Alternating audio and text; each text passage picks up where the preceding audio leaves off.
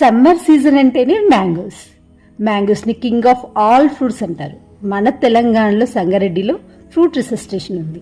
Total 68 hectares of ల్యాండ్లో all type of varieties మ్యాంగోస్ని cultivate చేస్తున్నారు. ఎవ్రీ ఇయర్ సమ్మర్ సీజన్లో కాంట్రాక్ట్కి ఇస్తారు.